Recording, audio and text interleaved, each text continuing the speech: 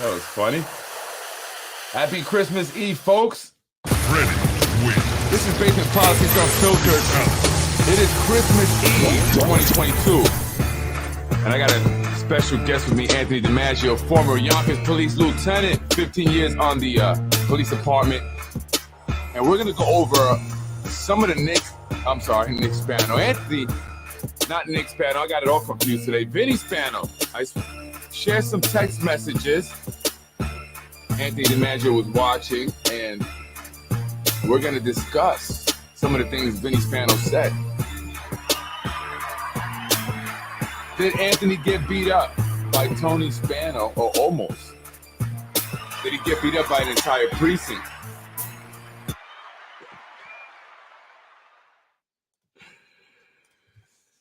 Hey, happy Christmas Eve. Merry Christmas Eve, folks. I'm Freddie Vasquez. I'm here with Anthony DiMaggio. Let me fix my hat. Merry Christmas, Freddie. Merry Christmas. Grape soda, by the way. No, not wine. I actually don't drink wine.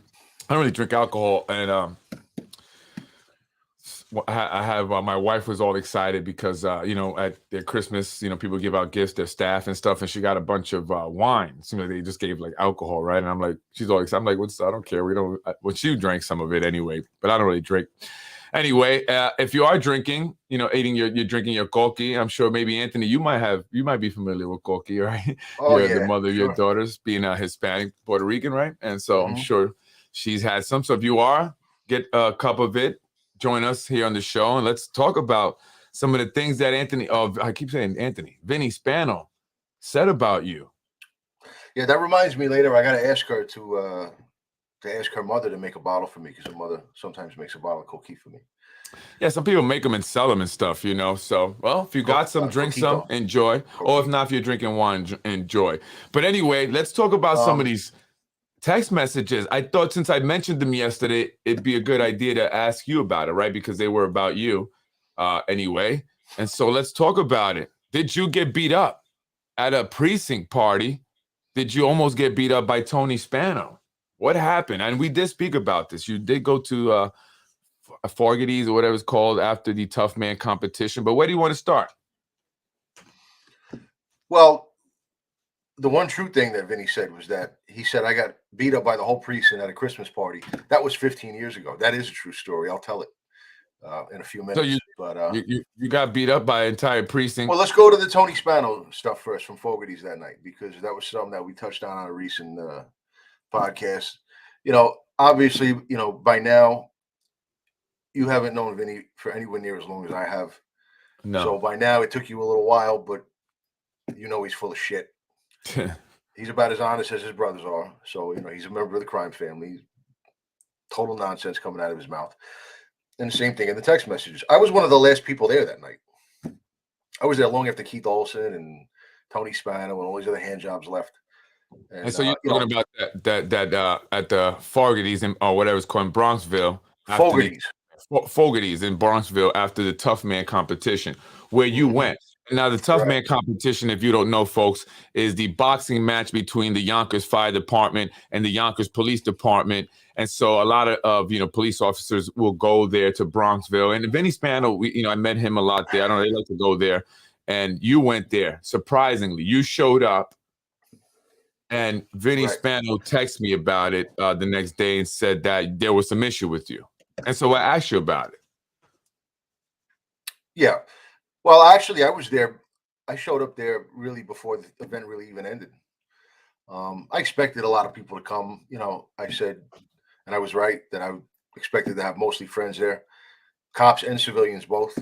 Sean Fogarty is a good friend of mine. Not a guy I talk to often, because I try to keep distance between myself and other good friends of mine in the police department who might catch a lot of shit just for even being associated with me. You know what I mean? Right. But well, let me read his text and then we'll discuss it. He goes, he texts me, he says, spoke to my brother tonight. He has a totally different story. He said he was standing there and Ant, meaning you, came up to him and Tony said, "What's up?" I guess Tony Spano said, "What's up to you?" Not knowing who he was, Ant said, "You're a Spano." He said, "Yeah, and Aunt said, I'm going to deliver a message to your brother by knocking you out. My brother Tony went to grab him at that point, and all the cops around got in the middle and pushed Aunt out the door. That was a good thing for you. So you just walked up to him and said you're going to deliver a message by knocking him out? Right, because when you plan to knock somebody out, what you should do is you should walk up to them and telegraph your intentions, right? I'm going to send a message to your brothers by knocking you out. How does that sound? You good with that? Send Mike Spano a message by knocking out Tony Spano. I would have just knocked out Tony Spano and hope that said message got related properly. I mean, who talks like that? So what actually happened then? So you were there and Tony Spano showed up. Did he come in? You said you got there early, so I would imagine he came in after. I have no beef with Tony Spano. I don't even know the guy. That was the first time I had ever met him or even seen him. I had never even heard of a Tony Spano, even though I know Vinny since I'm a kid. I have never even heard of Tony Spano until recently, because my father told me that he bumped into him in Gianna's one day, another Spano Central type of restaurant. Yes, yep. And my father was telling him a little bit about what's going on, and I think they're going to terminate my son. And Tony tells him, "Your son?" Like, in other words, like, you're not quite a made guy, but almost. Like, my father had, known the Spanos a long time. And right, which was very surprising that this had happened to you. When we talked about this, I was like, well, why you? Why not it be resolved in a different way? Right. Yeah, because what Tony didn't know, he didn't know anything about the situation. He didn't understand that it was political, that I had dirt on John Mueller, that he had taken the situation way too far, to the point that he was destroying not only my career, but my family life. And I just, I was refusing to waive the rights that they wanted me to waive, because the guy's just dangerous and needs to be stopped. And we'll continue getting into that. Enough is enough with the guy. That was basically, I put my foot down. Enough is enough with this guy. You guys are never going to stop, promoting him through the ranks of the highest ranks of the law enforcement, profession in the lower New York area. It's just never going to stop. So someone has to try to put a stop to it, because he's dangerous. Tony didn't realize that it was political, not psychological, right? I guess my father didn't do a very good job of relating that. But and Tony Spano, just really quick, he works for the MTA. He's an MTA police officer. Also, I believe the vice president of the PBA, the MTA PBA, right? So, and he was at the city council meetings for the term extensions. He was there. He was one of the guys standing by the doors on the inside, though. Yeah, we'll get to that. I mean, he was there for me. I have no doubt about it. Right, you said that you thought he was there because of you. Yeah, where's he been? I mean, there's been all the politics in this city, all the city council meetings, all the stuff going on with his brother for years. Where's he been? All of a sudden, he shows up a week after this thing with he and I and Fogarty's, and he's standing up on one side of the aisle where you walk in, and right across from him on the other side of the aisle, Keith Olsen is sitting down right there. Now, if you looked at what was going on in Fogarty's that night, right after the little scuffle, or almost scuffle, whatever you want to call it, that took place over on the side, we're over by that little stage where the band plays, and people who know Fogarty's know what I'm talking about. Right? He didn't grab me. He pushed me, because I basically told him, "Give your brother a message. I'm going to destroy him. Go tell him for me, please." It's the first thing I ever said to the guy. So there was some interaction, right? So there was, you guys had work. All right, so let's start from the beginning, right? So you said you got there early, right? So you were there before Tony Spano, correct? Yeah, right. All right. So did you see him come in? I didn't see him come in. I didn't know who he was until he was standing very close to me, staring at me like he wanted to kill me. Oh, so he was staring at you. That's kind of how you kind of noticed him and stuff. I had no idea who he was, And so when you noticed him, go ahead. When my father told me the story about him talking to him at Gianna's, again, I never seen this guy before. So in my head, I'm picturing and he looks like Vinny Spano too. He looks like Vinny. That's the thing. In my head, I was picturing a triple chin pile of goo, like the older brothers. You know what I mean? So I didn't. When I see this, this Duke Nukem looking, this fit guy, good looking guy, and I'm like, I would have never in the world thought he was a Spano. Right. And so once you see him, because you can feel that when people are staring at you, right? You have, I don't know, me, I sense it. And so you turn around, you see this guy staring at you. You're not sure who he is. How do you, so what happens next? Well, it was clear that he had something on his mind. So I said, he might have said something to me first. I said, who are you? And it was almost like that scene from House of the Dragon. You been watching that? No, I don't really watch TV. Yeah, there's a good scene where the guy goes up to Daemon Targaryen and accuses him of having murdered his own wife, who was the guy's cousin. And he makes some comment to him, and Daemon says, "And who are you?" You know, like Right. it was kind of like that. Like, who are you talking to me? And Like so he says staring Tony at me. Spano. Yeah, Tony Spano. Like, like he said it with such emphasis, like it meant something. And it's like, So he obviously knew who you were, right? Because he's staring at you. So he knows that you're well, he's been Anthony watching the DiMaggio. podcast, I'm sure. You Right. know, like Right. everybody else has been watching them. You know, And they're so doing he knew 1,000 views.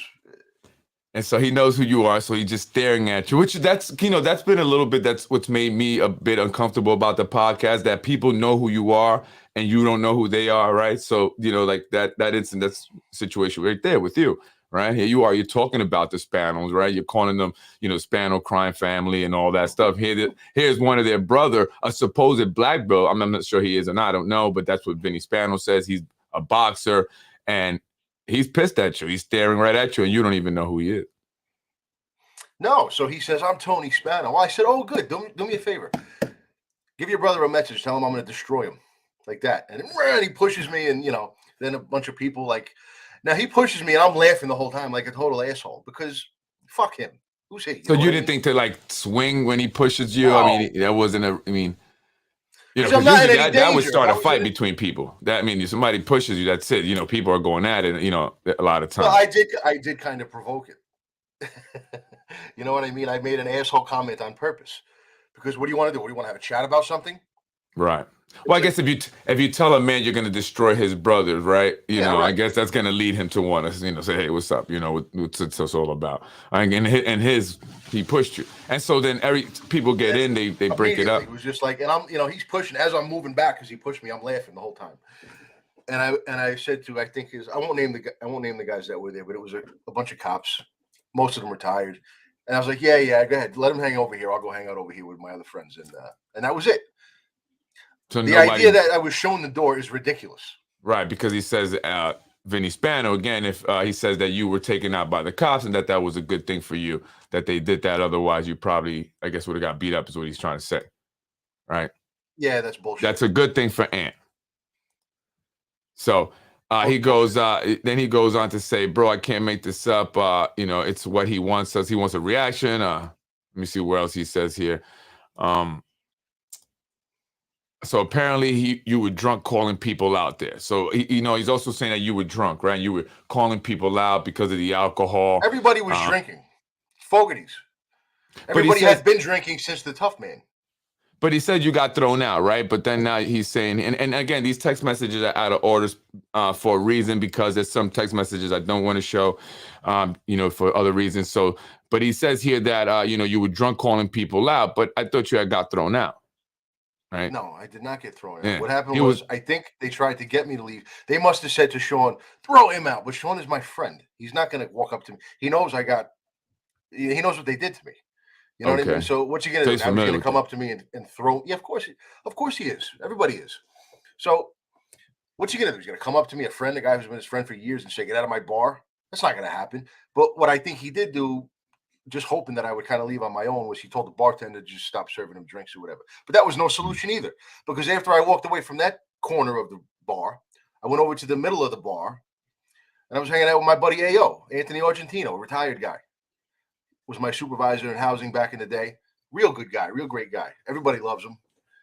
It was my boy. I hang out with him once in a while, other places, and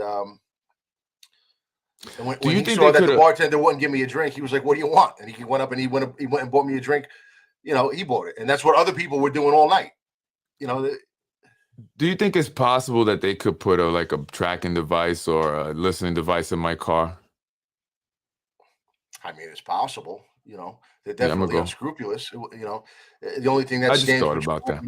Yeah, well, the only thing that might prevent them from actually doing it is just not having the equipment or the opportunity to put it on your car or whatever. If they had all that, they would do it in a heartbeat. But I think they may, because the Department of Homeland Security has been giving the city of Yonkers a lot of money for all kinds of equipment, including facial recognition cameras that they actually had at the meeting, like portable ones that they can transport.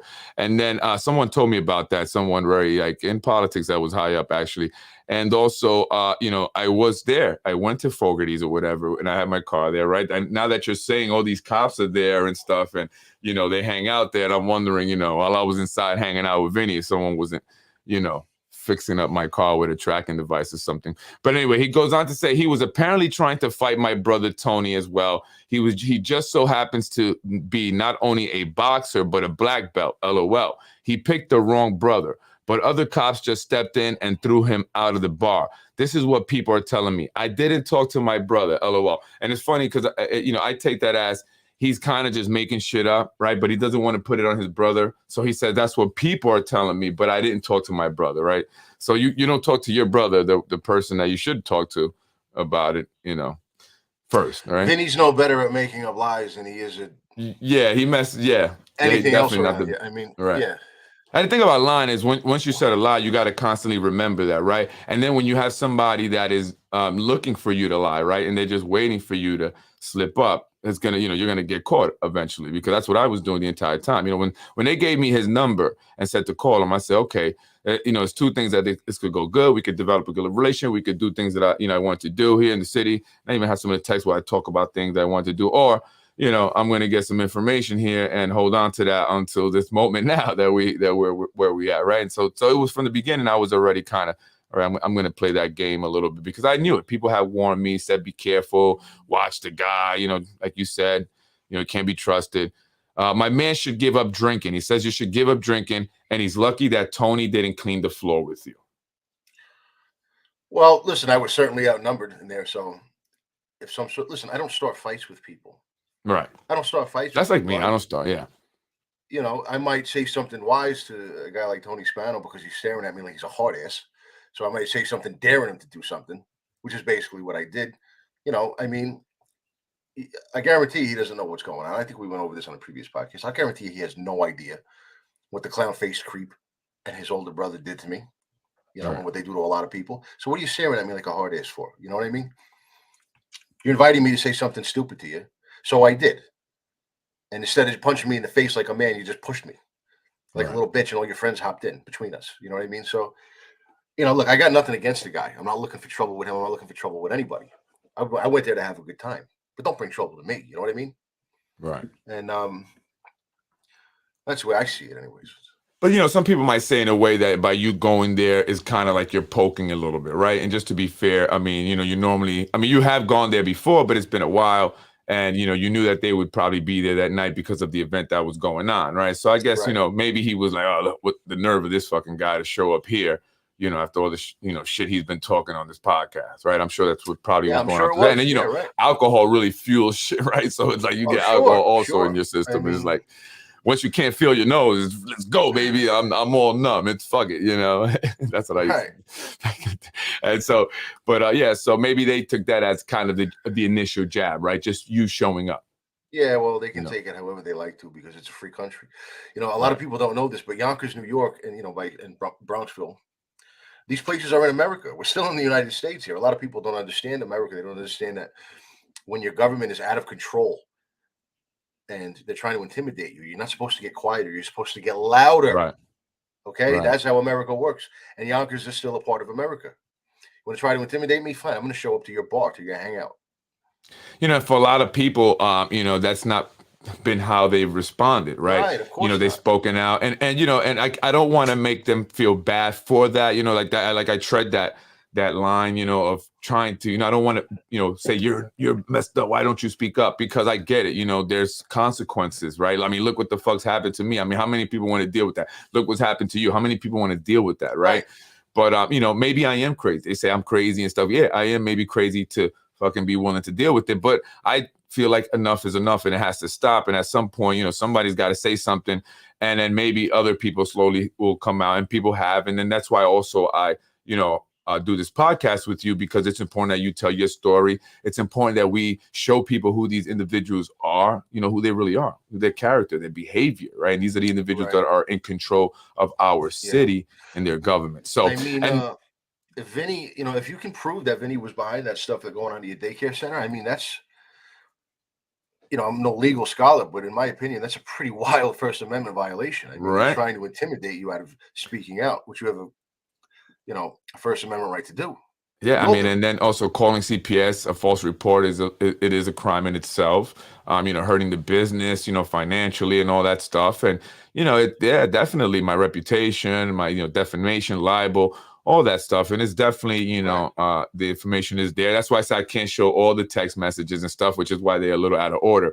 I want to get to this also. He says here, because, you know, I mentioned to Vinny that people were supporting you, right? Because when in our conversations, when we spoke about you, he made it seem like nobody was supporting you, right? Everybody was against you. Everybody was laughing at you when they would watch the podcast, right? And you just didn't know it. They looked at it as entertainment, and in your mind, you thought that it was people supporting you, and even your family, right? Because I mentioned that about your brother-in-law, and then you have your sisters. That's even your family were against you and hated this. And so I said to him in the text, you can't see it here, but I had said to him, I said, well, people are supporting him. And then he says, they are in the minority. You have to understand that certain part of the department, mostly retired, were part of this anti-Keith and John movement. That's the only support he gets. And I said, I gotcha. And then, you know, the apparently drunk calling part that was after. So he's basically saying that it's very few people that support you, just those who are anti-Keith Olsen, the current PBA president of the Yonkers Police Department, and then, you know, any other one who was anti-John Mueller, the former police commissioner that you had the issue with. Yeah, he's trying to take advantage of the fact that you're not familiar with any of this stuff. And why would you be? Right. He's trying to take advantage of the fact that you don't know any of the history with these guys. Olsen and Mueller in particular, but like I said, Olsen didn't really have a whole lot to do directly with my situation. So it's John. Some of the names that you are familiar with, let me just give you a couple of little examples, right? I do know Cal Nasser. He's a real good guy, and he's right about that. During this whole thing, I had a conversation with him, just one. Basically, we were talking mostly about the family court stuff because I told him how Mueller set up the filing of a family offense petition to get the ball rolling, and we spoke about a lot of things. I'm not here to disclose things that I've spoken about with people in confidence, but I will repeat one thing that he said because it's a common theme that you'll see with everybody that I mentioned. Okay, I was saying something and I mentioned Mueller, and then everything got real silent for a couple of seconds, and all of a sudden I hear, I hate that motherfucker. That's Cal talking. Okay, that's Mueller. Then take Timmy Hodges. From what I heard, Timmy Hodges was out to dinner with the mayor and some other people, and they bumped into Mueller. Mueller comes up to the table and tries to say hello to Timmy, and Timmy's like, yeah, right. And then when Mueller walks off, he's like, how fucking dare he say hello to me? Such a piece of shit. So the exact opposite of what Vinny was trying to tell you is the truth. There's a small minority of people who like those guys. Right. And there's usually the people directly benefiting from them staying in power, such as Louis Venturino. You think it's a coincidence that he retired on the same day as Mueller? No, because nobody likes that guy either. And he would have been long gone if his best friend wasn't the police commissioner. Right. And he would have been long gone a long time ago. The fun was over once Mueller was gone. So he said, I might as well retire. Right. It's the same with the mayor, too, in this administration. And, you know, this is what I tell people that, you know, it's a small minority of the people that really want to see this term limit thing and see the mayor become mayor again because they're benefiting. They have a job or they have something that they're benefiting because of the Spanos. And so they need that to continue, right? So it's a small minority, although they want to create this perception that it's everybody in the city of Yonkers. I mean, even insiders, believe it or not, some of the best info obviously comes from insiders. They're tired of it. That's why they're giving me information.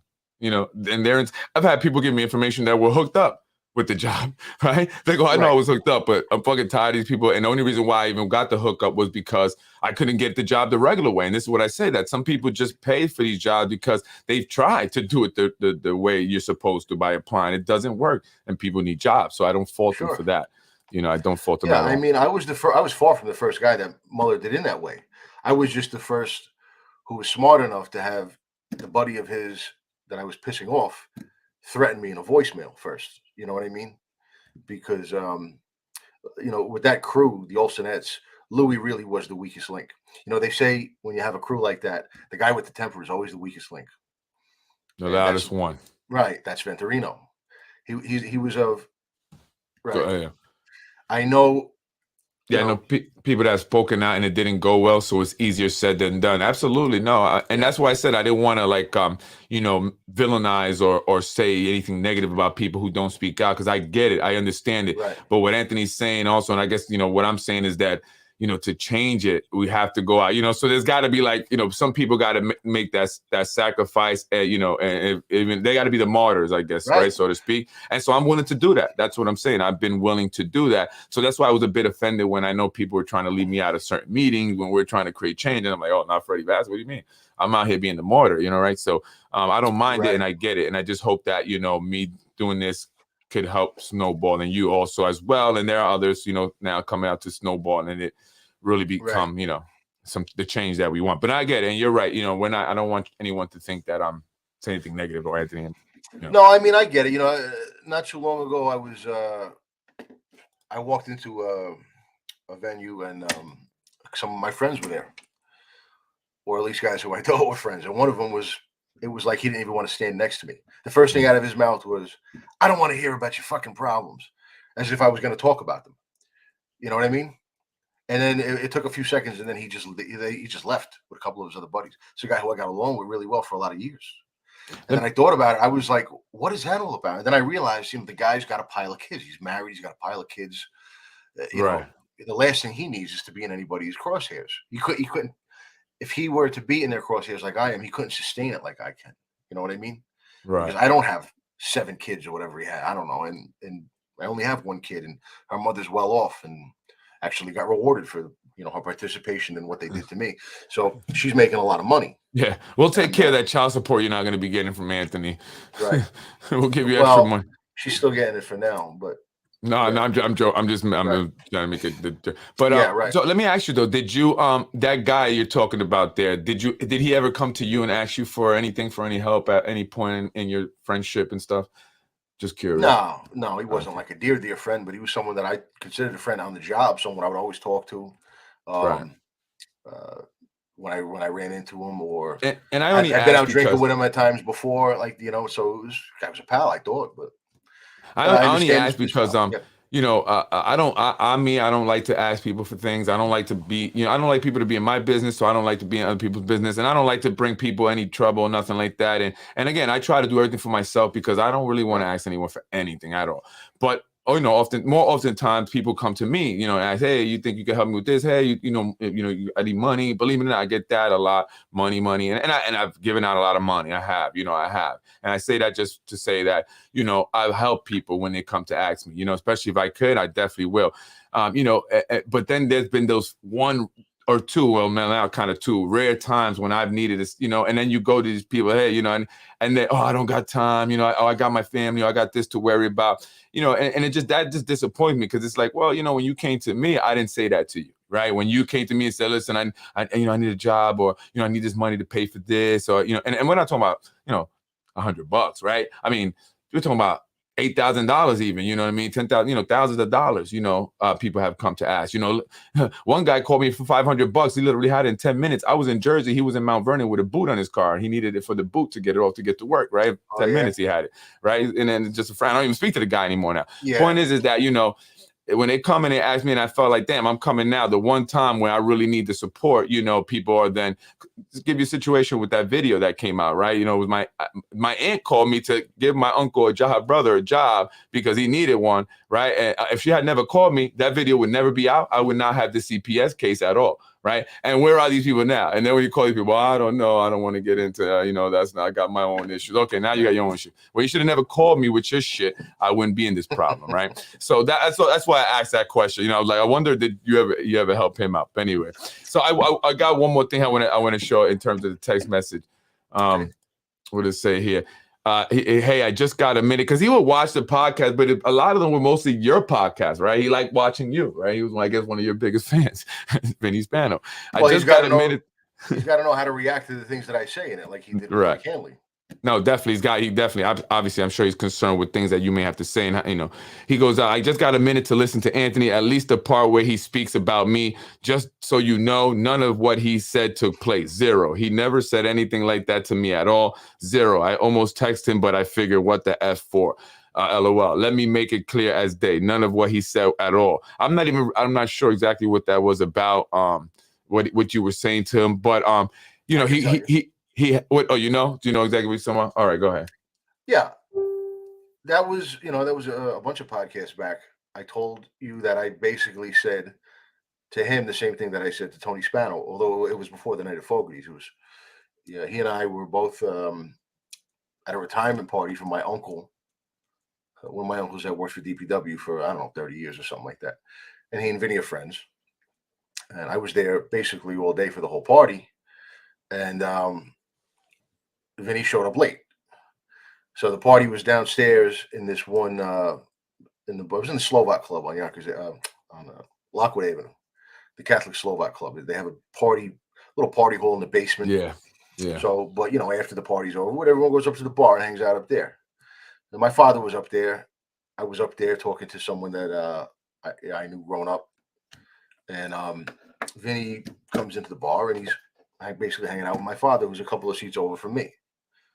Now my back is to them because I'm talking to this other person that I grew up with. Vinny's talking to my father, and I hear, Aunt, and I turn around. It's Vinny. Aunt, come here. I don't know what the hell he wants to say to me. Not really sure I cared, but I was talking to an old friend, so I said, all right, give me a minute. So I was talking to her for a little while longer. I said, let me see what this guy wants. But first, I'm going to say something. I'm just going to get it right out in the open before he even starts talking. So, because I don't want to hear no bullshit. So I said, Vin, come over here for a second. And I pulled him over to the side. And he's like, yeah. I said, I'm going to war with your older brothers, bro. And he laughs at me. That happened. I didn't make it up. Why would I make it up? I said the same thing to Tony Spano, Fogarty's. Basically, with some substance. So for him to say that it didn't happen, that I'm making it up, zero. I'm not the liar here in the situation. Actually, if I was a better liar, I might not be in any of this trouble. Audio, Fred. You guys have communicated since you've been doing the podcast, right? He has reached out to you. Just once. Just once, yeah. Is that when you invited him, I guess, to a boxing match or something? He said something that you said you want to take your shirt off or something like that. Or you asked him to take his shirt off, right? He was telling me that. He goes, I don't know what's wrong with this guy. He's telling me that to take his shirt off or my shirt off or whatever. I told him the same thing I say to everybody else who wants to feed you things to say about me on the podcast, but doesn't want to come on and say them themselves. I texted him. I said, take your skirt off. And come on the show. Right. Take your skirt off. Stop being use your imagination and come on the show and say what you got to say. You know what I mean? Stop feeding things to Freddie. Yeah. I asked him that. He said, I'm not going to do that, man. I'm not going to get on that. But I did. I at one point when I met in his office, I went to his office one time and I said, listen, do you want me to stop having Anthony come on the show? I want to see what he was to say. And he didn't say no. He just said, no, I just don't like that he gets on there and he lies. Then he's just always lying. That's what he said. He didn't say no, but he says he doesn't like that you're lying. Yeah, I don't lie. I mean, look, I have no reason to lie. A wealth of information about all these idiots. You know what I mean? I've been around a long time. So that night we were talking about the stuff at Fogarty's, and then we finished talking about the union because we were talking about the female sergeant who was involved in that controversy out with the drunks on McLean Avenue, wherever it was. And we were talking about the union, how the Spanos control it. Right. And while we were still on the air, right before we were off, he texted you. That was something specifically he mentioned, yeah. To tell you that I was lying, that the union is not controlled. And now think about this. The next day, that's right, hashtag Spinal Crime Family. Can start using it more. The next day, Mike Hanley is in Lowhud making a statement about the incident. That's probably the first public statement from a CLS president in the history of ever. I was getting phone calls about it. People thanking me. Yep, there you go. And that's what one person came to the house personally to visit. That's important. That's important to mention. That really is. For me, psychologically, I think that's important to mention because of going back to what we were saying about people speaking out, right? And, obviously people are, concerned. You see that you speaking out, I mean, that causes a reaction, right? Like you said, that's the first time that you probably can remember that a CLSA president spoke out. And that's because you're speaking out. You're, exposing this, and you're doing it publicly. So that's exactly why they've controlled the CLS for so long. They've controlled the CLS for so long, the Spanos, that they didn't even hesitate to throw that sergeant under the bus within hours of that video hitting the internet. You know what I mean? They didn't even hesitate because they know they don't have anything to worry about from the CLSA puppet president that they control. Right now, we effed that up a little bit for them. So at the same time that he's frantically texting you, telling you that it isn't true, he's putting together, what are we going to do? We got to get Haley in the papers tomorrow to make it look less true because it's true. Right. You know what I mean? So you can't trust anything that comes out of this guy's mouth. You know, he doesn't want to have to go drive a taxi when he's not the city clerk anymore. Right. And that's why I'm showing these text messages. Right. You know, people have asked me, and I think you even said that too, you know, or some people may have asked you, you know, you're concerned with him maybe putting out your text messages if he gets upset. No, I'm not putting out text messages simply because I'm upset. I mean, what he did was disgusting. And, you know, listen, I have my evidence and stuff why I believe that. But also it's important because his brother's the mayor. He's the city clerk. They control our government. They need to see who these individuals are and the things that they've done, the division that they create, you know, even among their own group, the you know, elected officials, and they'll talk about them, right? And I wanted people to see that he was giving me information about other people, and he was looking to use this platform for his own personal benefits, right? And this is just a methodical, evil thing that they do, right? Rather than, you know, try to help do good for the community, he just saw an opportunity to do bad, right? So that's why I put those text messages out. So, and then this goes to anyone, you know, who has sent me something or whatever. I don't want you to think that I'm going to put your text messages out. I mean, but this is based in politics. This is, you know, about transparency and exposing the corruption. And he's, in my opinion, a part of the corruption. Freddie for mayor. Hey, JP, I like that hashtag. You know, that's a different one. It's a new one from you. So, but yeah, so that's why I put those text messages out. You know, I'm not, you know, looking to just expose everybody, whether we get mad or not. And I did. I even felt a little funny about it, right? And it really took that CPS thing and that incident to really just say, yeah, I'm just going to go do that because that's not normally what I do. Even this podcast talking about stuff like this, not what I do, but this is elected officials, you know, and so how we, you know, we make that change in politics is exposure, is transparency, is speaking about it. So rather than going to jail, rather go beat up somebody, we go to jail, right? You would have beat up Tony Spano. You're probably gonna laugh about this and even if I say that, right? You know, if you would have beat him up that night, I'm just saying, you be in jail, right? The whole story would have been that you started it, you did this, you came in there, right? It would have made you look like this crazy guy. So you gotta, you know, you can't just punch him when he pushes you, right? It's probably the best thing to do for you was just to laugh it off because I'm not taking the bait, right? Yeah, exactly. You don't want to take that bait because that's probably what it was, right? It was bait to set you up, and I have to be careful also. So, you know, which I'll guarantee you was the plan at the city council meeting, right? Because after the night of Fogarty's, I showed up to a city council meeting. And you were live, and you were like, "Oh, look, it's my guy DiMaggio." And then I was there, and they saw me there, and they're like, "Wait a minute, this guy's showing up to Fogarty's. Now he's showing up to the city council meeting, like you know." And where were we? You know, where were we? So they brought all their big guys. So what they do is they'll come up with like a plan. You know why no one did anything that night? Because there was no plan in place. I'm talking about at Fogarty's. Right. I just showed up. I caught everybody off guard. So there was no plan in place. There was no little Olsenet scheme. All right, we're going to trap him in this way, and we're going to get him to, you know, we're going to get him mad, and we're going to get him to push one of us or swing at one of us. We're going to put him in a situation where he feels like we're going to beat him up, and we're going to start the fight first. There's always some stupid plan. I'll guarantee you that's what was going on that night when Tony Spano, who hasn't shown his face on the Yonkers political scene ever, is all of a sudden at a city council meeting against the wall with his arms folded. Then when that little scuffle breaks out with Hector, he didn't even get involved because he's like, you know what? I'm not here for this. I'm here for Anthony DiMaggio. Right. That makes sense.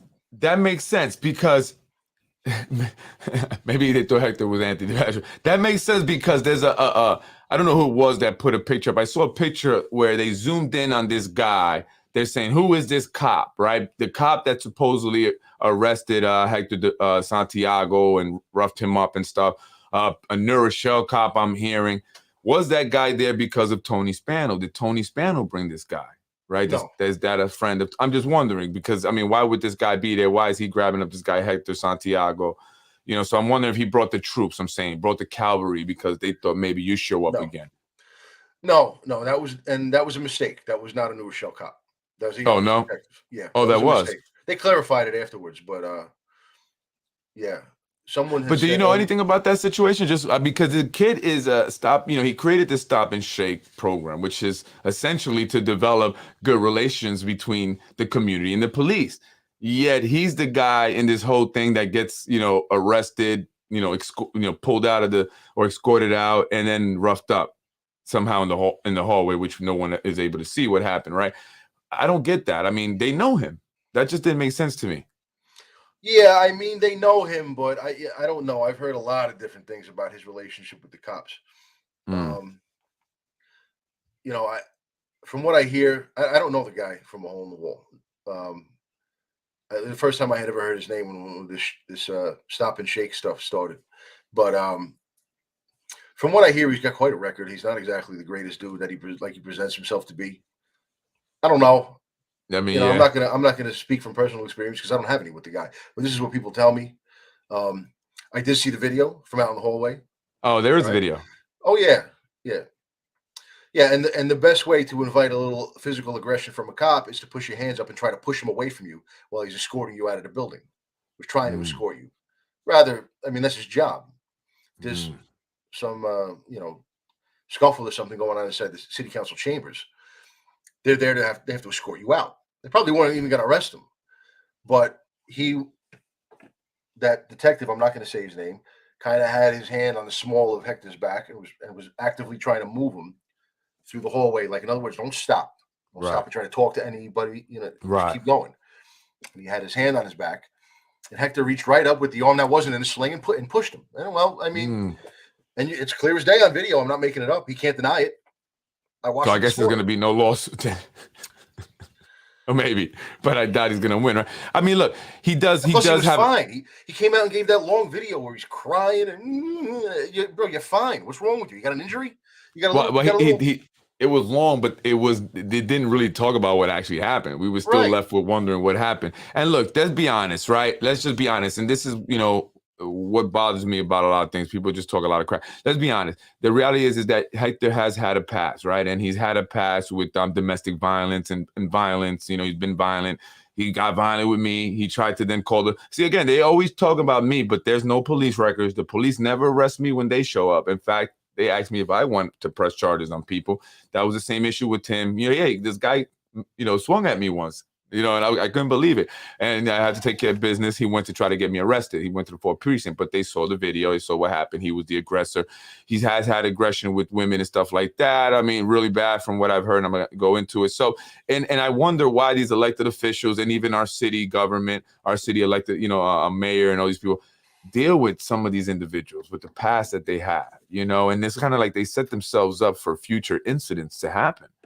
I don't get it. In the press, there's nothing better, than, an ex-con or an ex-whatever reforming himself and trying to help the community by mending relationships with the police and things like that. It makes for a good story, Yeah, but it has to be something where you're not like, I mean, what did you do? I mean, if it was a violent, aggressive thing against somebody, then maybe you gotta, you know what I'm saying? And I don't know, I don't know. I mean, again, I don't know the guy. I can't confirm that anything that I've heard about him is true, and I don't have anything personal. No, against yeah, him. it is, unfortunately. Well, maybe I haven't looked at his record myself. He really started being a little bit more in the spotlight well after I was already out of work, and so I wish the guy all the best. But as far as that video, I don't really see what he's complaining about because. Back in the pre-Chucky era, if he had raised his hands to a cop like that, he would have spent a couple of nights in the hospital. You know what I mean? Yeah, definitely. He would have had injuries to complain about. Yes. He didn't have any injuries. He had a little mark on his arm or something. Pre-Chucky era, he didn't even have to raise his hands up. He just had to make the cop run a little bit. You made me run, motherfucker. It's just the truth, And then believe you at the pier before XO was there, right? Before Xavier's was there. That's Yonkers, man. I love those stories. We could talk for days about those stories back in the day. I really can. But anyway, Absolutely. So let's get into it real quick because we're already at 40 minutes on those emails that you sent to me. All right. So which one you want to start with first? Let's talk about the one that Mike Koch forwarded to the entire CLSA membership. He had gotten. Is that number 2? Because that starts with 2, 3, 4. I'm gonna go by the numbers. Oh, I see it. Never mind. I got it right here. I got it. The Mike Koch. Okay. Right. So what is this about here? It's basically just when it arrived in my inbox, it was really ironic, man. You know, he sent it out to our personal emails, and I deleted right under where it says his name, Mike Koch up top, and there's a little arrow. I deleted all the names. He sent it out to everybody in the memberships, the CLSA memberships, personal emails. And what it is basically, it's an email that Keith Olson had forwarded to him. Keith Olson was organizing a rally to try to save the jobs of 4 PBA members that the city was planning on firing. Now, Keith talks about, he mentions them by name and talks about their individual cases a little bit towards the end of the email, but I redacted their names. And it was really ironic because the email is essentially about the outrageously unfair weaponization of Articles 71 and 72 of the New York State Civil Service Law, right? The only difference between, see, what they used initially, Article 72 is what they used to suspend you without pay, to put you out of work when you have either some perceived or diagnosed medical or psychological problem. That's how they get you off the payroll. You know, in a situation like mine, where they see a lawsuit coming and they want to leverage you into signing all your rights, they use Article 72. Right. But the shrink has to let them in first with his report. Now, in other cases where it's medical, they can also use that statute. And as Keith says right in the email, seldom used, but the city has been weaponizing it lately. Now, this email is over 2 years old. Now, the big bold letters, this is all Keith, right? You didn't write anything in here, right? That's all Keith. I didn't write anything, you know. So let me just explain one thing real quick. Okay. The only difference between 71 and 71 is how they terminate people who have been out injured medically for more than a year. 73 is almost the exact same statute. That's the one they used to fire me. The only difference is that under 73, the alleged injury or illness is something that you sustained off duty. Okay. So in 71, they fire you because some illness. I don't even know why they have 2 laws, but they do. So for 71, they're firing you because you've been out for more than a year with some injury or illness that you sustained on the job in the line of duty. 73, it's the same thing. They're firing you because you've been out for more than a year. They're not getting anything out of you, in other words. And the injury or illness was something that happened to you off duty. That's the only difference. So in this email, he's talking about a situation where they're going to terminate cops that they initially put out with Article 72, and now they're going to terminate them under Article 71. You had to read it if you want. All right, dear PBA members, this coming Tuesday, November 17th, 4:30 p.m., the Yonkers PBA is planning a rally to stop the unfair termination of 4 of our disabled brothers and sisters. All PBA members are expected to attend. Here is what is happening. There was a time not long ago where I was certain that the city of Yonkers would support all of our police officers, particularly those who were unfortunate enough to get seriously ill or who are injured during the performance of their duties. Sadly, this appears to no longer be the case. Roughly 2 years ago, the city began utilizing sections 71 and 72 of the New York State Civil Service Law. These are seldom used sections of the law, typically only used as a last resort. Initially, the city was fairly reasonable in its application of these laws. As always, the Yonkers PBA was helpful and professional in our response. Unfortunately, in the last few months, the city of Yonkers has decided to weaponize these sections of the law and are now using them to unjustly target and terminate members who are clearly injured in the performance of their duties. These are members who have made every attempt to return to full duty and who have done nothing wrong.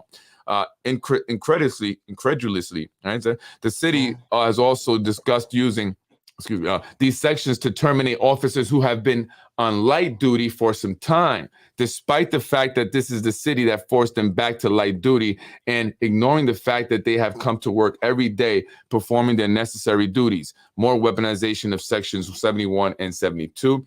Currently, there are 4 police officers facing termination under Section 71.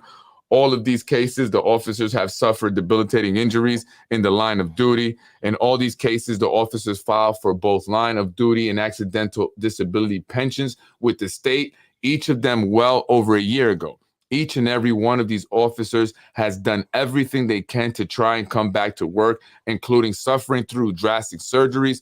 None of these officers have yet to be denied a disability pension with New York State, yet each of their cases have been delayed due to the pandemic and through no fault of their own. Just to give you an idea of who it is that is slated to be terminated, here are the cases. 71 Blank severely injured his knee while carrying a dead body out of a home. Blank knee injury led to a life-threatening situation when it was discovered that he had several pulmonary embolisms in his legs. So-and-so nearly lost his leg and his life due to on-duty injury. Blank severely injured her knee while performing her duties. Blank subsequently had 5 separate knee surgeries in an attempt to return to work. It is not just her job as a police officer that has been affected. Her role as a mother and wife have been hampered because of an injury she suffered as a YPD officer. There's Blank, who suffered a severe spinal injury. Blank had spinal surgery, fusing a number of his discs together. His attempts at returning to work have been thwarted by severe pain and discomfort, the aftermath of an on-duty car accident. And then there is Blank, who also suffered a severe spinal injury when he was involved in a car accident. He also made every attempt to return to work, but he filed for disability pension as soon as he realized that this was no longer possible.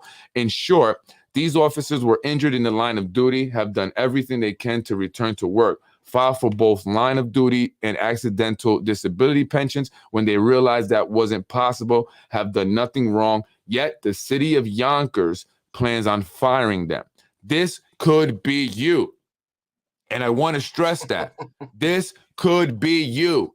To every Yonkers police officer that is out there right now on the job, and I put a post about this. I support you guys 1,000%, but don't for 1 minute mistake that you guys are untouchable and invincible also, because when they want to get rid of you, they will throw you under the bus too, as much as they say they love you. That's BS. So here's more proof. This could be you. The city is sending a crystal clear message that despite the fact that you may have been injured in the line of duty, regardless of the nature, cause, or severity of the injury, they may fire you if you are out for more than a year. And again, CLSA, as well as the Yonkers PBA, right, are clients of Nick Spano, the Mays brothers, Empire Strategic Planning. Remember where their loyalty lies. I assure you, I have made every attempt possible to reason with City Hall and the YPD on this matter over the last several months. I will continue to do everything I can to avert this disaster, but in the meantime, we must prepare to do what we have to protect our members. We are planning a rally on Tuesday to voice our displeasure with the terribly unfair and unnecessary plan by City Hall. All PBA members are expected to attend. We'll keep you posted. Thank you all for your efforts. Keith Olson, Detective Keith Olson, President of Yonkers PBA. If only you could have been named there and been given this much, support by the CLSA, Anthony, and your illegal termination. I mean, they literally weaponized sections, was 73. 72, yeah. And 3 on you. They're weaponized. Now, but what I love is, how long has Olson been PBA president? gotta be damn near 10 years. 10 years. Yeah, gotta be near it. Yeah. But if you go back to the very top of that email, this is what makes me laugh. The very top, and Mike attaches his own little message before forwarding Keith's. He says, "I'm forwarding this message from Keith I'm forwarding it because of the importance and urgency of the issue. Whereas this is currently an issue only affecting the PBA, it sets a horrible precedent and may one day concern our members." And it did. And sends this email out while he knows they're doing it to me. Oh, yeah. They're weaponizing Article 72 against me with a fraudulent doctor's report to get me off the payroll and try to scare away my attorney and leverage me into signing paperwork. And he knows it's going on. Yeah, and has the stones to send this out to the membership as if it's not happening. Now, if Mike Koch was only a little bit of a smarter person, he would have removed my email before just sending it to the entire membership. You know what I mean? Because I wasn't getting department emails at the time. They had cut me off. You got this accidentally. Don't you just love when that happens? Right, and I'm sure that Keith Olson is going to call him and give him an earful of shit after he watches Mike, this podcast. Why aren't you helping out Anthony DiMaggio? Why aren't you writing a letter like this, an email like this to all the members for him, Mike? Yeah, well, you're supposed to. That's your job. No, you're not doing your job. Well, you're talking to Hanley now. At the time, it was Koch. Hanley, yeah. Well, right, Koch, yes. And now Hanley. Now, Hanley, you're not doing your job. It's messed up, Mike. Remember that, all you guys out there, right now in the cold, working on Christmas Eve. May God bless you, and I pray you guys don't get injured, because they won't have your back. And then they'll look to take your job so they can give it to someone else to do a favor for that person because of political reasons, right? Well, this guy's injured anyway. Let's get his ass out of here. I could give so-and-so's son or daughter a job. I could give Tasha Diaz's daughter, or maybe Lakeisha Collins Bellamy's husband, a job on the force. I mean, she did introduce this for us. They killed the housing ordinance for us. So let's do that. And that's what they do. And that may well have been what it was at the time. They may have seen names on the current list that they wanted to get to before it expired. Yes, 2021 was the elections coming up. This is 2020, November. So we got to free up some jobs for the election coming up. Yeah. See, folks, so see how that works? You know, just the hypocrisy is unimaginable, you know.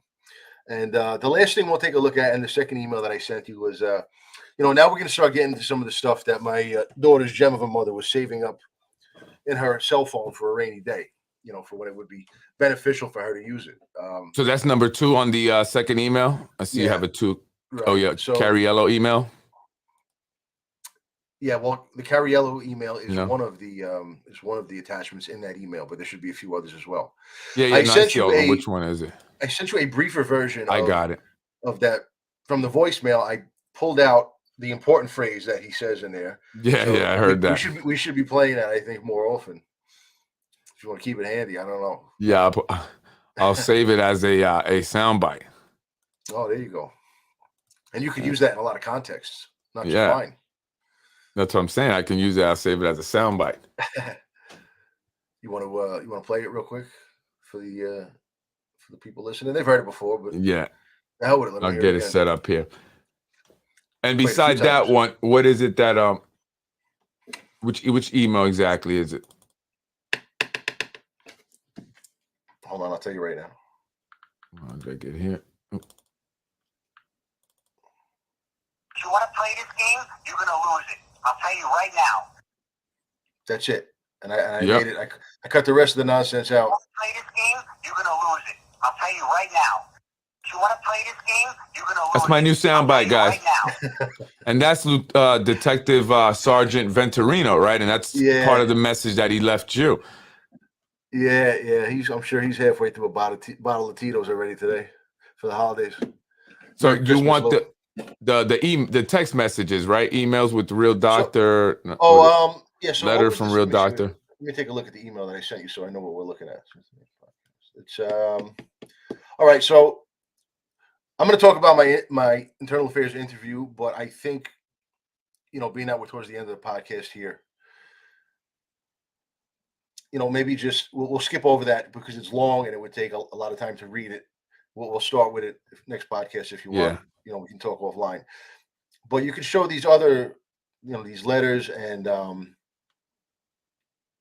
then some emails with a real doctor. Right. So one of the things that she had been saving up in her phone for a rainy day was that I've had mild, really irrelevant OCD since I was 13. OCD, as most people probably know, is obsessive compulsive disorder. Very common thing. First noticed it when I was 13 years old, but it waxes and wanes throughout life. Comes and goes. And that's also a reason why, you know, you expect things when they come upon a crime scene that it's done a certain way, right? The right way that it's supposed to be done. I mean to a certain extent, right? That's a big part of it, right? Because my wife is kind of like that. She's very OCD about certain things. Like it's like weird because she'll make sure certain things are done a certain way, but then others are not that. But why don't you care about this that much? I don't get it, right? So there's just weird things. Well, that's more of a related thing that they call OCPD, obsessive compulsive personality disorder. So everyone thinks that when you have to have the picture frame super straight on the wall, or you know, when you have to you can't have different foods touching each other on a plate. Everyone thinks that's OCD. No, like my wife, she can't brush her teeth outside the tub or the shower. Like she has to. I don't know why. Well, so you know, when I try to explain to people what it is, I've noticed that over the last couple of years, my success rate in getting people to understand it is approximately 0. So I'm not even going to try because people who've never experienced it, they can't know. You know what I mean? They can't know. Right. You know, it's like if I try to explain something to you that you do know a lot about, or I tried to talk to you about it, but I was speaking Mandarin, you would have no idea what I was saying. So it's the same thing if you try to explain something to somebody in English or a language that Right. they do speak, but they've never experienced things that you're talking about. So you can't, you know what I mean? So it's, And people throw that around so like loosely, OCD, right? People are like, I got yeah, OCD about this, even though they don't. It's just kind of loosely used. But so I don't think people have a real understanding. Like narcissism, people throw that around a lot loosely, and I don't think you have a real understanding of what it is to be a person who's narcissistic. You know, so I think that messes up people's idea of it. But and I'm seeing this is to Commissioner John Mueller, and I'm kind of right. looking at it. I noticed that the DSM, and that's the you know the. That's the second letter that this doctor wrote. So what this is a letter from. Can we take a look at the other letters? I want to see. I want to Yeah, see the first one that she wrote. No, not that one. There's a third one. this one here. Okay, right. Okay, this is the first letter that I had a doctor that I consulted with when I was 35 years old. This is going back 5 years. See, OCD, like I said, it waxes and wanes, but it's known to get worse with age. So when I was 35, I called the doctor about it and had a discussion with her, and she says, "Yeah, what you're describing sounds like OCD." So I went in to see her. I went in 10 times, I think she says in the letter that she wrote. And what they do is they teach you cognitive tricks, is really the best way I can describe it, to deal with the OCD. Now, well, before I get to that, so when I consulted her, I said, they're coming after my ability to do my job and they're using this against me. My daughter's mother had a conversation in her text thread with she and I, where I was basically telling her that by the time I was 35, I decided to start taking medicine for it because they could prescribe medicine for it as well. Oh, really? Yeah. Didn't know that. Right. Now, here's the thing. When you're a clown-faced creep like John Mueller and you're looking to destroy somebody's career, Right. information like that Yeah. is like hitting pay dirt. I was going to ask you that. I say he probably saw this and like a light bulb went off, right? A light bulb. He probably creamed himself at attention. Well, I mean, listen, the guy is a seriously sick pup. So, you know, and I'm like, all right. So now I have to jump through hoops to try to prove that this is no big deal. So I reach out to the doctor that I had initially called and consulted about it, right? This doctor that I had seen about 10 times to learn these cognitive tricks. You know, Freud believed that OCD was something that only affected very intelligent people. Now, in recent times, Yeah. I'm laughing because right. You saying that is almost like, you know, basically because I'm such an intelligent person, you kind of give yourself a compliment. Well, what I was going to say is, but not everything Freud said was you know. Well, no, because what I was going to say is, in recent times, studies have proven that to kind of be untrue. Right. They have disproven it. I mixed up two words there. Not to say you're not intelligent, because I believe you are. I'm just joking. But the bottom line is that it's neither debilitating nor dangerous. Right. That's what it comes down to. Yeah, I don't think it's something that would mess you up in your, like, it would cause you to be a danger. And I see that it says here, right? I don't think anyone would be a danger to themselves or other people if they were OCD. I mean, they may be annoying to some people, right? At the worst case scenario, but not a danger to them. Right. So that is the key phrase there. Not a danger to himself or others. But guess what? If you do what my daughter's mother did when she and I spoke about this, and you looking for information about something medical, you go to the worst doctor in the world, and that is, of course, Dr. Google, right? You go all over the internet, and you start reading about shit that has nothing to do with my situation. All types of horror stories about, you know, whatever. What are people with OCD? Yeah, because like I said, OCD is not exactly what you think it is, with the straightening out the pictures and the separating the food on the plate and things like that. Essentially, in the simplest way I could describe it to people who don't know what it is, it's you're extremely driven to try to figure out solutions to problems that are not really problems. By most people's evaluations, the things that you're worried about would not be a problem. You know what I mean? And then once you straighten it out for yourself, you realize that it wasn't really a problem either. But that's basically the entire driving nature of the condition. Is it's a cognitive thing. You're trying to figure out solutions to perceived but not real problems. Right. And that's it. That's it. It doesn't make you skits out and shoot up the mall. Right. And that's what I'm You know saying. what I Like, mean? it doesn't present a danger necessarily to people, Right. like, and yourself. I don't think, even if I don't know too much about it, I don't think I've never heard of a situation where someone went and killed a bunch of people because they were OCD. You know what I mean? Like, I've Right. never heard that Exactly. in the news. Exactly. But like I said, when you're on a political purging mission, you're trying to cleanse yourself of dissenters, your department, something that's very valuable. Oh, because when the head of a department, like a police commissioner, finds out that someone is on that kind of a medicine, that alone is, and I've looked this up in case law, is enough to send them for a psychological evaluation with your own Oh, doctor. really? And what Yeah. medicine is So, that? like I said, she really hooked them up. She fluvoxamine, I don't know what serotonin that is. medicine. So she really, she took care of them good. She helped them do me in good, even though it's a total non-issue. I've had it since I'm 13. I was in the military. I'm an Iraqi war veteran. I went to school, graduated 3.93 GPA. So this is a non-factor in my Shit, you life, did better but than me, man. it's something that that they wanted to use against me. And you've never had a um, history of anything at all ever before. I mean, this is just the first time now, right? I mean, because they're not looking for something. It's not like you've had issues where, I mean, you had that thing with the state cops or whatever, but really your record was clean. No, so OCD is classified as an anxiety type of a thing. So no, I know, but I'm saying in your police record, you've never had any real issues, anything like, you know what I mean? Nothing No. in your no, my work record is flawless. Right, exactly. So that's what I'm saying. So even though you've had this, see what you said, 14, and you've never had any issues, right? Now they want to make it an issue because they want to get rid of you. Of course, absolutely. So and she really kind of did me dirty, because what she did was, when I first started taking the medicine, the doctor said, "Do me a favor, get a little rec and relaxation. Just relax, okay?" Now, at the time, my daughter was 3 years old, going on 4. And so I told her daughter's mother, and this is in the text message, the doctor wants me to basically just chill out and relax for a while.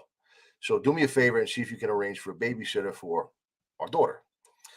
Taking care of a 3-year-old is not exactly R&R. You know what I mean? No, yeah.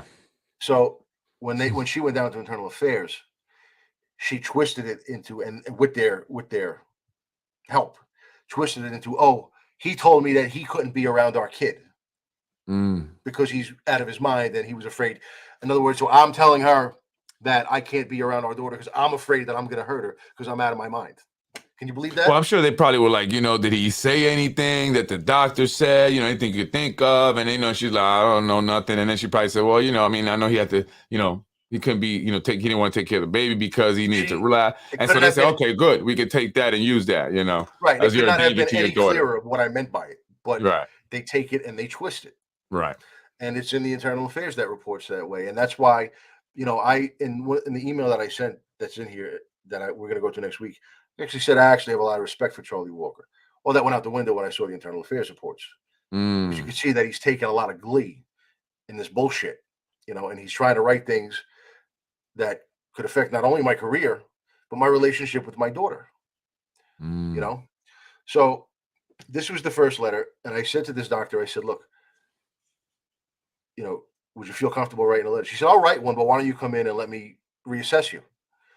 I said, fine, whatever. So I did that. I went in, and then she wrote a second letter. That's in here as well. The thing with with your daughter and what they did with with family court. This one here? No, not that one. Oh.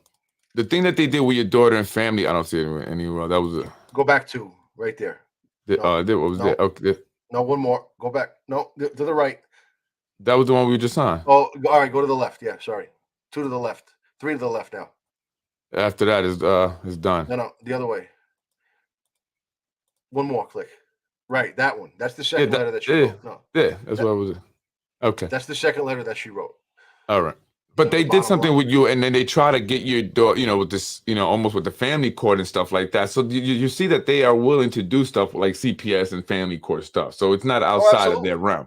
It's not outside of their realm. So me saying that, what I've been saying about my CPS thing, don't think that I'm crazy or I'm like, nah, it's not outside of their realm. Trust me. No, and when we kind of rushed through that podcast where I was talking about the clinic I did that on behalf of a couple of people who were actually lined up to go to that clinic. So I wanted to put the city on notice that this information is coming out about this place. Yeah. So in other words, don't F around with these other appointments that you have lined up. Make sure that these evaluations, if that's even what they are on. And you see that? We're helping you, Ruros, because your son's probably lined up too. Well, that's another political. That's another political. That's another political thing. Absolutely, that's why he's doing what he's doing. So now the third letter. Now she says there, he does not meet criteria for any other diagnosis at this time. That's very important because this guy on their payroll diagnoses me after a 25-minute talk like gentleman diagnoses me with all kinds of nonsense. Right. Got to justify firing me. So we'll go to the third letter that I had submitted. Now this is from a doctor who I still talk to once every 3 months. I don't really talk to him. He just kind of calls me and says, "What's going on? Is everything all right?" And then he sends in a prescription for the medicine, and I go pick it up. So he calls me on FaceTime, and he wrote this letter. Everything is redacted in these letters, like the names, the organizations that they work for. That's obviously not stuff I'm going to put out in public. But the department has the unredacted versions of these letters. Their attorney, Paul Sweeney, has the unredacted versions of these letters. The hand job hack they brought in to serve as the hearing officer to fire me, to put a rubber stamp on what they were doing. He has copies of these letters unredacted. So, this is going to be a war of doctors. Yeah. You see that, Mike Hanley? I mean, Mike Hanley, Anthony has the information here. He has the ammo you need to do your job effectively. So it now is a matter of you not wanting to do your job.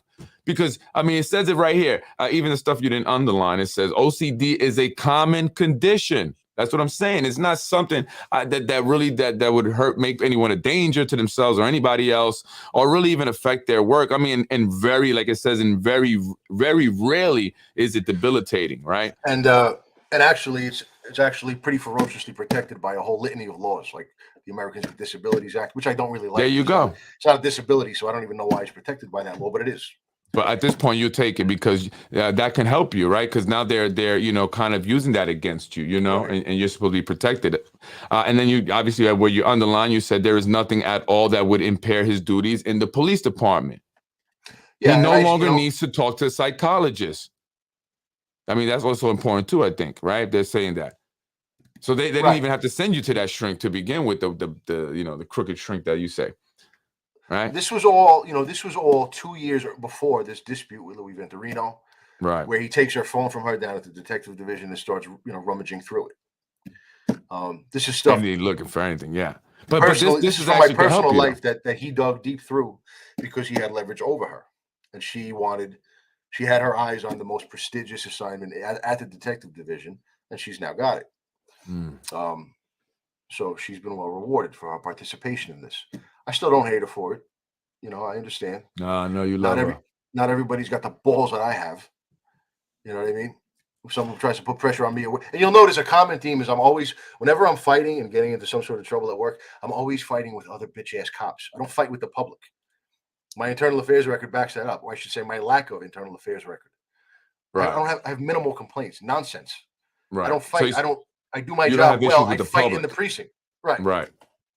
And honestly, that's because you work in a precinct, that was headed up at one point by, this guy that was just crooked and corrupt, right? And there's been, especially pre-Chucky era, there was this culture of just kind of, people just doing, whatever the fuck they want, and it's all messed up. And you're, I can tell you're more like want to do the right thing, right? Which is not a bad thing. You're supposed to do things those way, and that rubs people the wrong way who want to just hang out and drink on the job, right? People like that, right? On the job at work, I generally do things the right way. Don't say that like a bad thing. That's a good thing. I'm just saying that people who want to fuck around, you know what I mean, and jerk off all day rather than do their job, that's going to bother them, right? They're going to have a problem with somebody who, hey, I'm going to hold you accountable for what you're responsible for, and as you should, and that's what we need.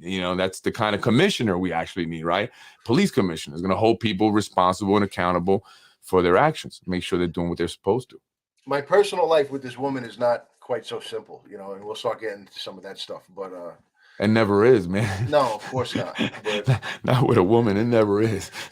The best part, what I love is, right, the last thing that I sent you is a couple of emails between myself and the doctor who prescribes me the medicine. Right? Take a look at this. This is wild. It's still there. It's in the email. Yeah. Which one is it? This is in March of 2020. It's the last one. Emails with the real doctor. And so I emailed him the report that the department's quack had written up on me. He didn't get back to me for like 3 days, so I emailed him again. I said, "Any thoughts on this, doc?" Now his response is the third email on the bottom right. It's classic. He said, I have not yet been able to study it thoroughly as I am at home quarantined for possible COVID-19 with my wife, daughter, son-in-law, and 2 small grandchildren. At first glance, it would appear that the department hired a prostitute. Don't take that too literally, to drive you off the force. I will have to study it carefully to find the flaws, but it does appear that they are out to get you. Boom. They hired a prostitute. And what they mean by that is that they hired a shrink that's just out to get money, right? Just to make money. Will say and do whatever they need to do to continue that contract with the city. And that's a lot of the people that the city of Yonkers has on the payroll now. Yeah, real doctors refer to those guys as whores or as prostitutes. That's what they call them. Because they don't have no integrity, right? And that's why, I mean, and I want people to connect that to some of the individuals that are in charge of certain departments now. They have no integrity. They will whore themselves out, and they will do whatever the mayor and other individuals want them to do, and that's that. And that's just how it is. So people would say to me, like, well, why are you showing this stuff? Well, first of all, Handjob Harrod keeps going off about how Keith Olsen and John Mueller and all these other idiots can't sue me because of all of the HIPAA protected stuff that they can't get their hands on to be, well, it's coming, buddy. We're starting right now. And what we're going to do is we're going to go through that report. And this is some of the stuff that you're going to see mentioned in it, right? So I want to prepare people for when we go through the report. I want them to see some of the stuff that this moron is going to talk about in it, because he mixes things that are true like this with a whole lot of stuff that's not even close to true, and that I can but doesn't show anything. You're talking about Harrod, right? He doesn't show anything, though. No, I'm talking about when we show this report written by this moron, and we start saying his name. His name is David Scheich. Oh, you're talking about that. You mentioned Brian Harrod. I was because Brian Harrod they all just say a bunch of shit about you, but they never put anything on there to back and support their stuff up. You're going to show this stuff, right? Because you have nothing to hide. He likes to call me the bipolar LT. And I said, moron. I'm the village idiot. I'm the village idiot. I know. Everybody's got a nickname, but that's okay. So I told him, I said, moron, stop saying bipolar, okay? I'm not bipolar. The quack says that I have bipolar disorder, which is insane. My doctor laughed at it. If people with bipolar disorder, they don't sleep. I sleep like a grizzly bear. Yeah, I mean, they have their episodes. You have a manic episode, then you have bouts of depression and stuff. So it's. So I told Harrod, I said, let me help you out a little bit, you idiot. OCD. Start saying OCD. You'll be a little bit more accurate, because that's something that I've had. It's in remission forever now because it's all straightened out. But I've had it since I was 13 years old. So start saying that, and you'll sound like a little less of a hand job. So it's all of them. It's only OCD, Brian, which means I have to wash my hands 100 times a day. That's it. Unlike you, don't wash yourself at all. Anyway, I'm Freddie Vasquez. This is Anthony DiMaggio. Merry Christmas, folks. Anything you want to say, Anthony, to the people before we get up out of here? Merry Christmas. These podcasts will start getting more interesting as we go along, because, like I said, we're going to start getting into the stuff that they actually used against me. Next week, what I want to do I want to talk about domestic incidents and the way that they're actually handled by the police department and the courts. We could spend a whole podcast doing that before we get into the way that they actually twisted the facts of my own situation with my daughter's mother to make it fit the patterns. They will twist, and they will lie, man. And it's crazy. And this is why it's important that you speak about it, because I'm speaking about it also. I mean, now they're starting to say that my wife has started divorce proceedings on me, and then Rue Rose is like, oh, I feel for her. She's the right thing for her to do. And I'm sure my wife does. And she's like, what? I'm like, this is what they'll just say whatever they want. They don't care. It's crazy. Yep. I'm like, okay. Merry Christmas. Thank you, Kelly. Merry Christmas, everybody. Merry Christmas to you, everybody. Anthony. Thank you, folks. I'm Freddie Vasquez.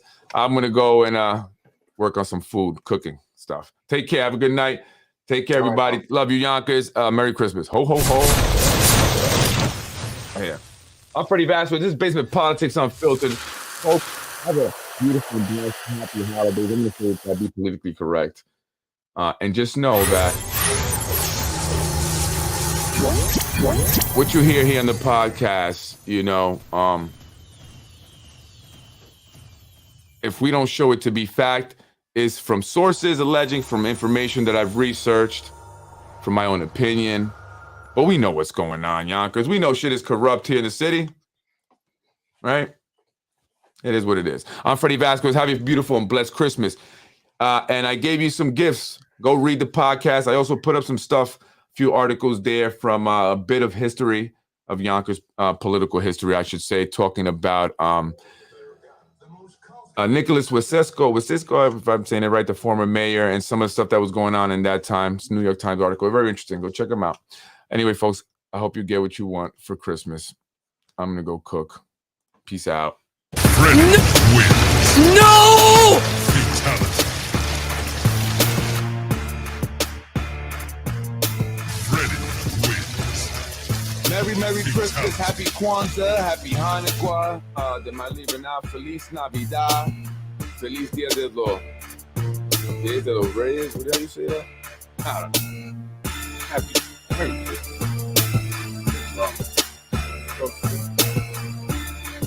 Freddie wins. Fatality. Freddie wins. Fatality. I was raised in housing.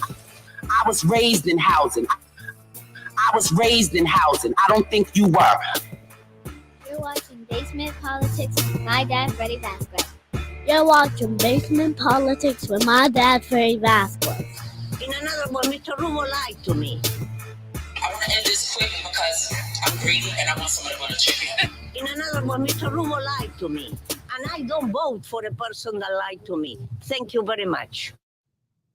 You're Thank you for watching Basement Politics with my husband, Freddie Vasquez.